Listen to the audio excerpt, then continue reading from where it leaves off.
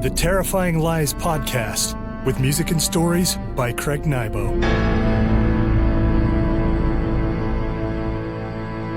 Greetings, friends, and welcome back to the Terrifying Lies Podcast. I'm your host, Craig Nybo. I hope you enjoyed the musical Space Funk, a sci-fi funk opera, in episodes 1, 2, and 3 this season. If you didn't listen, I recommend you go back and give it a spin. It's quite a romp. I think it'll make you laugh.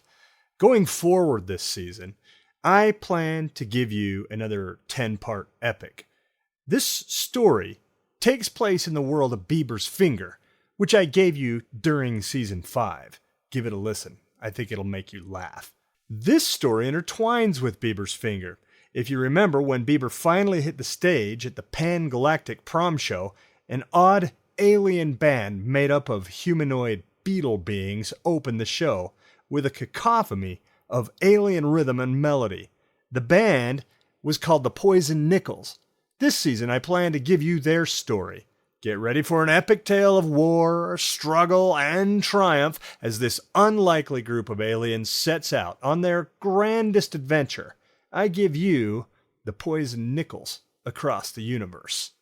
Just a note, when it comes to AI, I am not completely against it, but I believe in full disclosure. No AI was used in writing or performing this story. I used AI for some of the background music. Other music comes from my original compositions. I used a voice changer for characterization. Although the voice changer uses AI technology, the performance is still mine, just having gone through a filter. Also this season, I have decided to forego the songs at the end of each episode. Honestly, they are so much work, and I need time to focus on other creative endeavors. There we go. With no more delay, I give you The Poison Nickels Across the Universe, Part 1 of 10. I'll see you on the other side.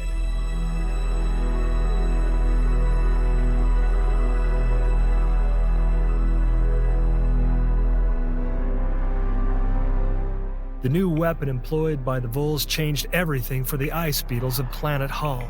General Nisheng thanked Tyche, the god of ice, for the tattered recon lieutenant who had brought an early warning of imminent attack. Normally, Nisheng would have ordered females, children, and elderly to the depths of the ice caverns as far back from the hot line of combat as possible.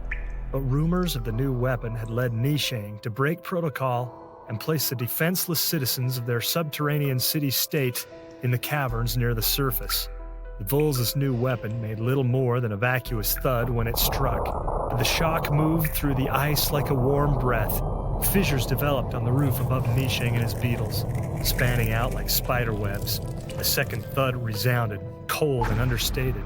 Ice stalactites shook free from the ceiling and came down like giant daggers, careening into the beetles, crushing them under their girth. A few of the soldiers, general infantry, certainly not seasoned in the order of the Shrievers, fled, flitting their black wings and moving across the giant chamber. Ice beetles could fly, but not far, just the distance it took to get away from imminent danger. To where? Militia blocked all exits. To go AWOL was insanity, but in the face of the Vols' new sonic thumper, insanity seemed like a fair option. Nisheng unclipped the comm pod from an exoskeletal pouch on his side. He shouted into the little pod, giving the order to evacuate the upper vaults, and dispatched 3 full units to oversee the exodus and to defend the citizens of the city-state. All 3 Shrievers in command of the evacuation unit responded, relaying their intentions to carry out their orders. Nisheng clipped his comm pod back into its pouch and kept his eyes on the gigantic cavern entrance. They would come any second, and they would block out the light with their numbers, writhing bodies of hundreds of Vols crawling over each other to get at the ice beetles. Nisheng's comm pod cracked to life. Chi, the Shriever colonel, over the first overground unit, came in, his voice barely audible over the background noise of combat. It was a bushwhack. Chi shouted, his voice breaking in the strain. We're surrounded. Nisheng cursed. He looked up at the gigantic entrance to the chamber and cursed again. The Vols hadn't come underground. The foul creatures were tearing his men apart with their nipping teeth and needle claws right up in the jungle, in the open, with no ice walls for his ice beetles to put their backs to. We're on our way. Nisheng said into his compod. He dropped it back into his exoskeletal pouch and shrilled out the order to head to the surface. Nisheng's army moved through what was left of the tunnels. Sporadic cave-ins caused them to stop, backtrack, and find other tubes. They maneuvered around fallen debris, cutting slowly toward the surface. It wasn't like the Vols to show prowess for strategy. Fighting them usually amounted to gutting it out, pincers against teeth, rakes against claws. How was it that the Vols had found the cognizance to invent a weapon of such magnitude and to arrange a bushwhack? The species must be evolving. Nisheng's soldiers recklessly marched along a slanted corridor toward one of the main exits into the jungle, taking no thought for their rear flank. Nisheng hadn't seen even a single Vol in the ice caverns. No reason to think that his beetles had been followed through the tunnels. Finally, they reached the exit into the jungle. Nisheng sidestepped a fallen stalactite and scrambled out into the sun. Light blasted his eyes. He stood blind for a moment, his soldiers pilling out around him into the jungle. As he adjusted to the light, he beheld a scene that darkened his soul. Countless Vols attacked from every direction. All three of his units leaned into combat, pinching Vol bodies in half, shrugging off rodent attacks with the backs of their exoskeletons, but the Vols made headway. They lacked in rake-to-rake combat technique and weapons. They made up for in numbers.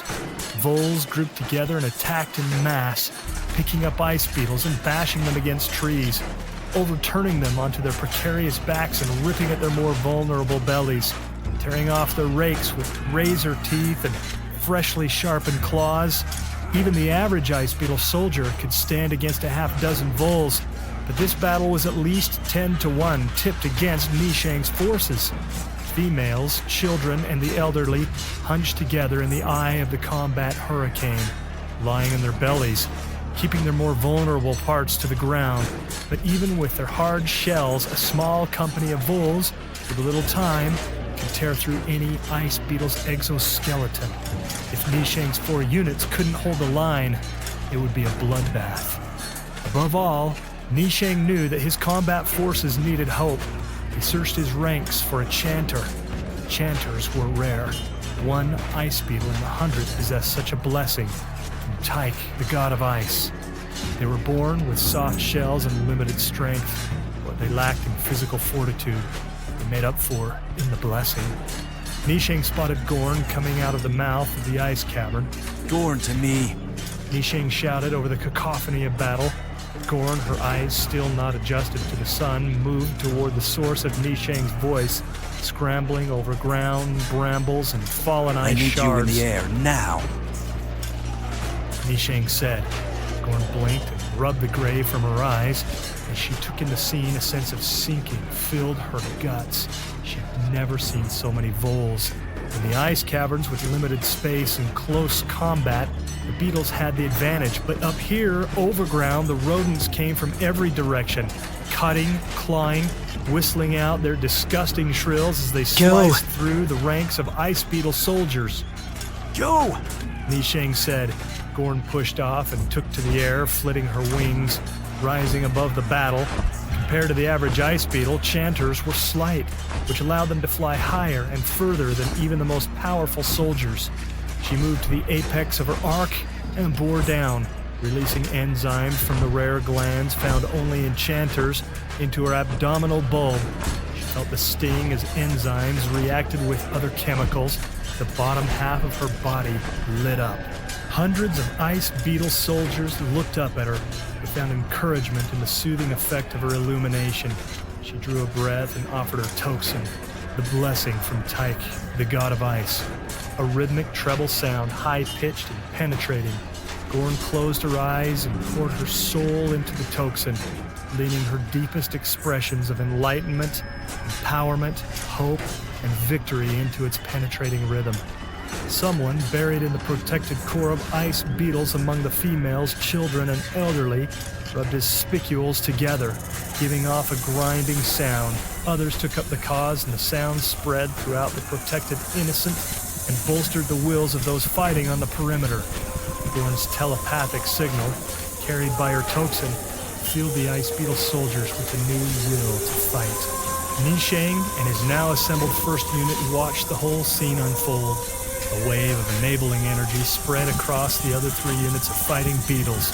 They dug into their work afresh, clamping their pincers into the flesh of voles and dividing them asunder, twisting rodent heads from bodies, flinging them over and splitting their bellies open. The ice beetles began to gain ground. They pushed back the droves of rodents, leaving their warm carcasses in the mud. The voles screamed under the heat of battle. They'd organized a mighty front. The ice beetles were breaking that front right here over ground, out of their natural fighting habitat. Sure. Nasher, Nishing's first unit, second in command, asked, looking for orders. Nishing broke out of his moment and looked over at Nasher. He crunched up his expression into one of resolve. Now! Nishing shouted above the din of battle. Hit them with everything we have! Nasher turned to the first unit and sounded his alarm. First unit ice beetles poured down the swell of the hill. They tore into combat, pincers open, tearing flesh, piercing vital organs, relishing in the screams of their enemies.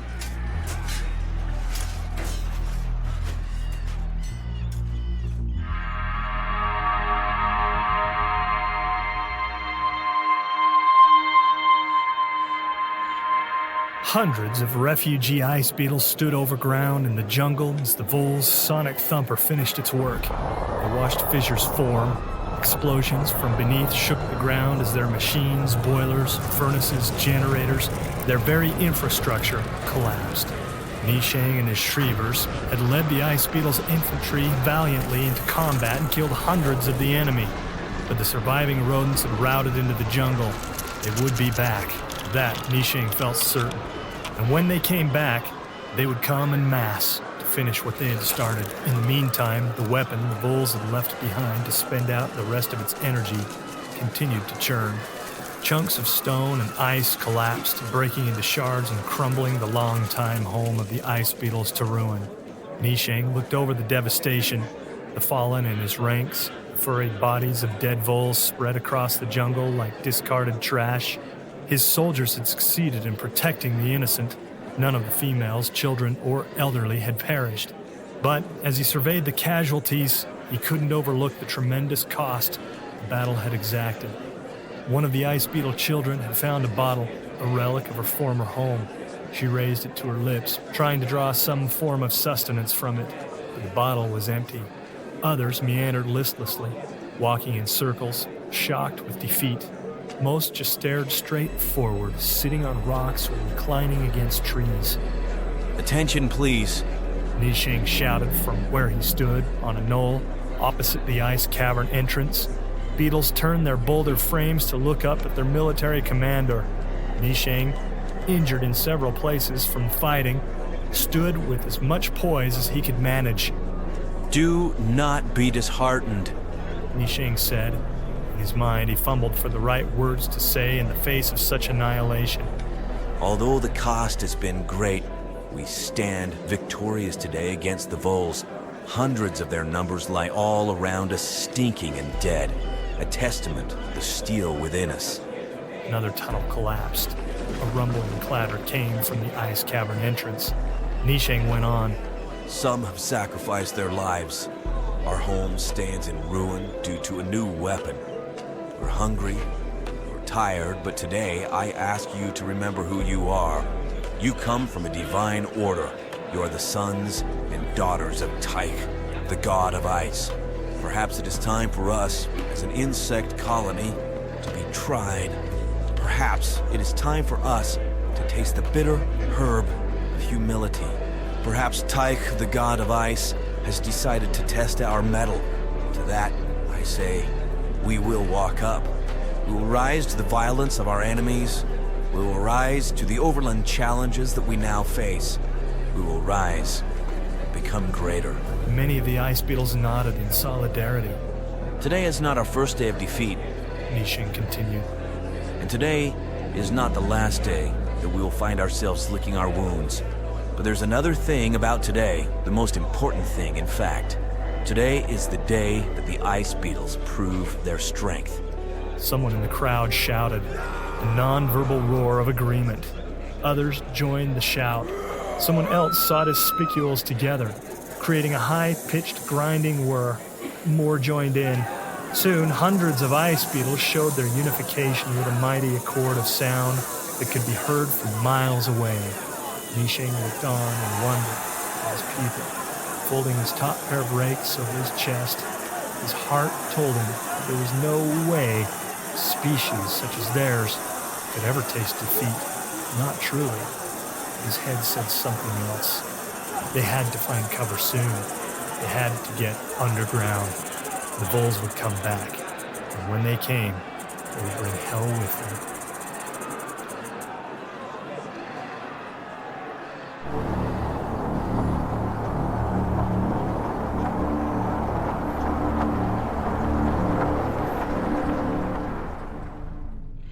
The ice beetles left the collapsed caverns.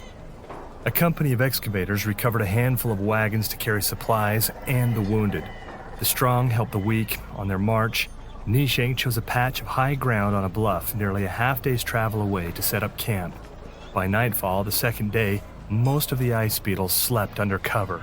A smattering of shelters, woven from knife grass, harvested along the way, protected them from the elements. At least Tyke, the god of ice, had granted them favorable weather. Nisheng sent up a prayer of thanks for the sun and for the lack of storm clouds. Colonel Chi of the Shrievers and the 2nd Infantry Unit established outposts and wandering sentries surrounding the encampment. Without the security of the ice caverns, constant recon would be necessary. The jungles were full of creatures who harbored more than a casual taste for ice beetles. Nisheng assembled 3 emissaries, the Minister of Agriculture, the Minister of Geography, and the Minister of Engineering. The 4 of them convened under a knife grass awning near the top of a rise to discuss the colony's next move. There's plenty of food, the Minister of Agriculture said. We can forage, but I recommend that we feed in zones. If we allow families to go anywhere they want, our scent will draw shrank cats. We'll garrison an area for foraging, Nisheng said. Can you organize harvesting crews who can gather food without leaving a trace? There's always a trace, the Minister of Agriculture said. But I'll do what I can. Nisheng turned to the Minister of Engineering. Have you compiled a report of the damages? We cannot recover the caverns. The Vols' new weapon is quite thorough. There might be habitable caverns deep beneath the surface, but it would take years to excavate. We don't have years, Nisheng said. He turned to the Minister of Geography. Are there any ice caverns nearby where we can hole up? The Minister of Geography spread her 2 top rakes in a shrug. It's no secret that there's no love lost between our colony and the Sinai colonies up north. They'd just as soon the Vols kill us all. We know they won't harbor us, Nisheng said. But are there any other caverns within a reasonable distance? There are the wasteland caverns.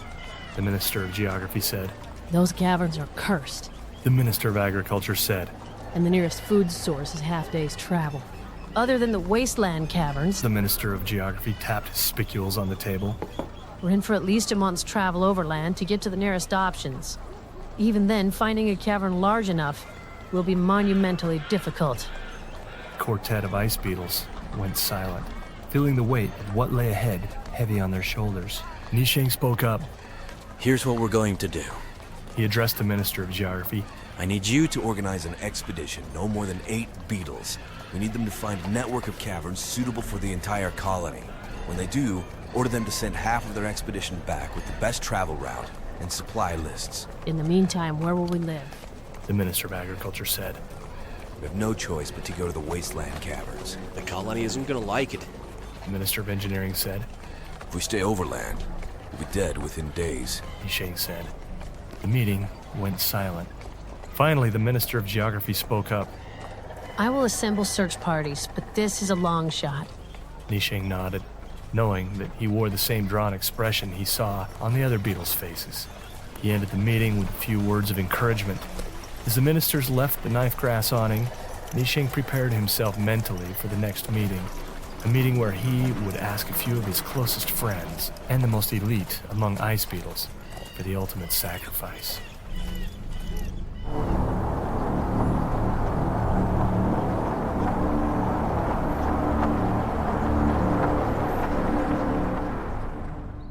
Nisheng sat under the knife grass awning, Light from the full moon highlighted his shell in silver as he went over battle reports from each of his Shriever colonels and their lieutenants.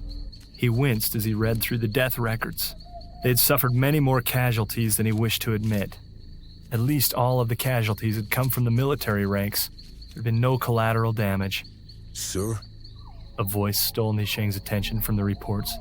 He looked up to see Chi standing outside the perimeter of the awning, in the moonglow, haggard from fighting. Can you get the others now? Nisheng said over his shoulder. A black ice beetle peeled out of concealment and moved into the darkness. Chi sat down on a boulder, his body broken and healed in many places, his exoshell crisscrossed with cracks and scars, often repaired by military surgeons, riveted together, replated with copper and wire stitching. 4 ice beetles emerged from the night. Chi recognized all of them, superstars in their ranks. There was Gorn, the chanter who had, with her tocsin, brought such hope to the soldiers in the face of battle. There was Stig, the colony's most accomplished mechanic. Stig had designed most of the infrastructure of the ice caverns. He'd also invented weapons, machines, and contraptions that had made life for ice beetles more convenient year after year. He wasn't surprised to see Nasher join the company. Although Chi had never agreed with Nasher's reckless approach to combat, Nasher had a knack at leading infantry through battle nearly unscathed. Winkle sat on the ground next to Nisheng, his rare white shell shining like phosphorus in the moon glow.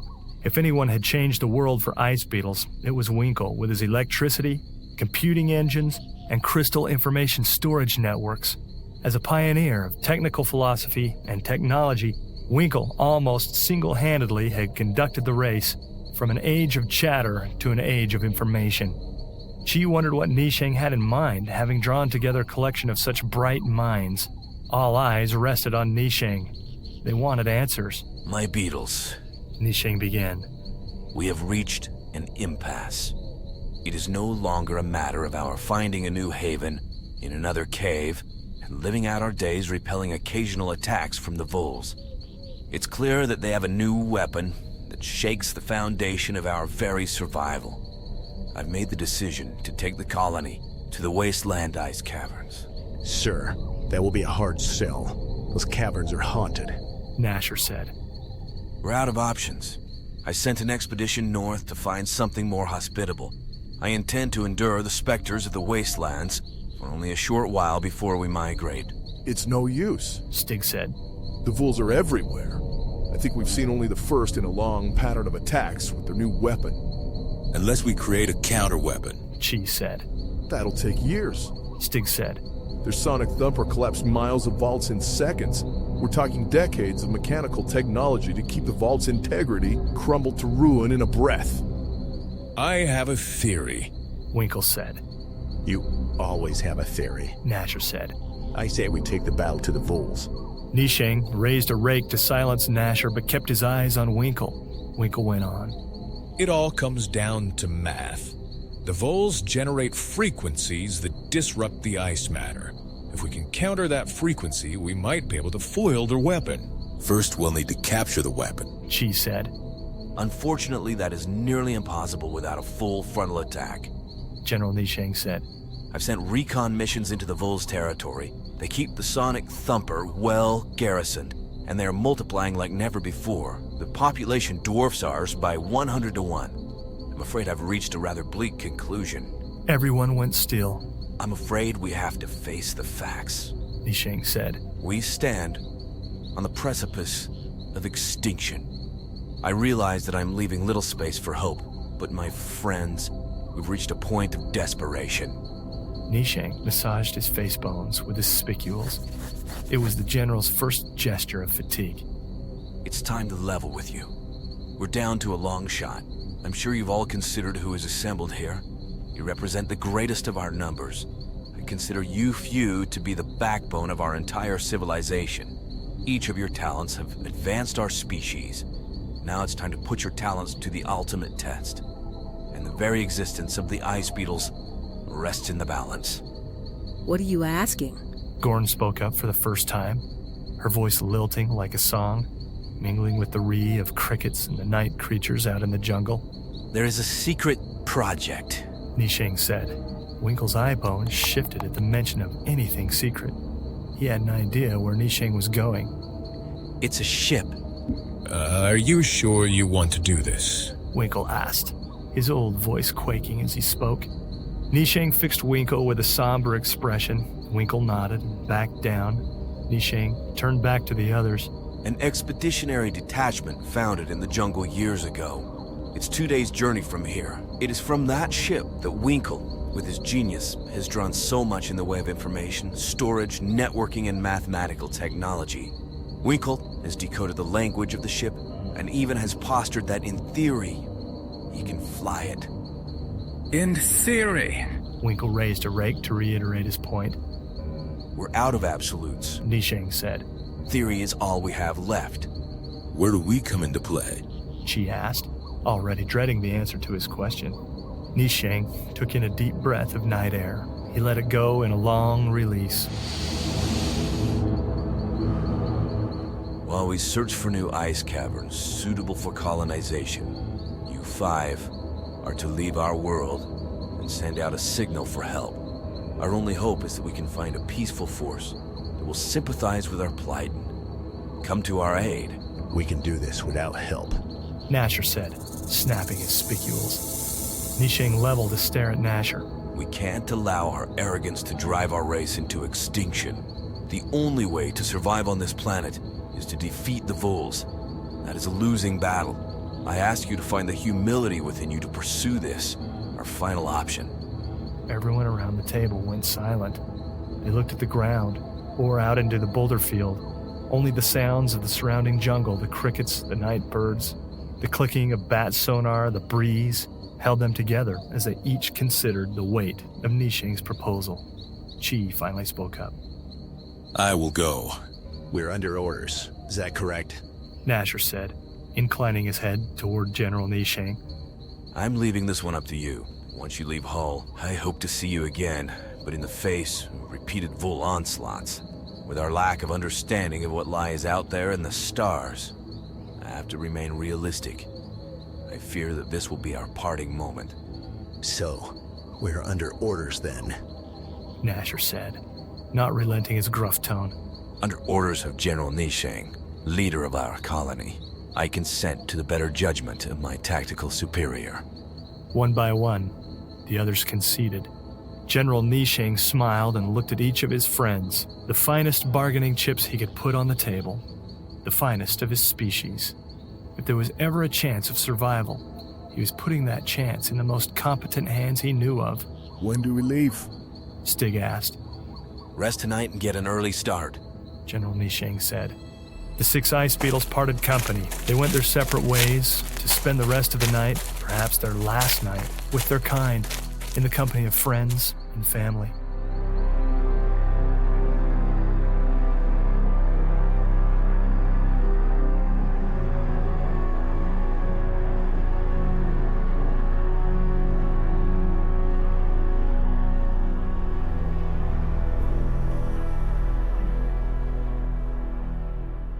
Thank you so much for listening. Every time you come into this room with me, I feel a connection with you as a listener. I hope you'll come back. Believe me, you cannot predict where this season's story is going. Until next time, I bid you sweet dreams. Or should I say, sweet nightmares. This has been the Terrifying Lies podcast. Please, come again. You're welcome here.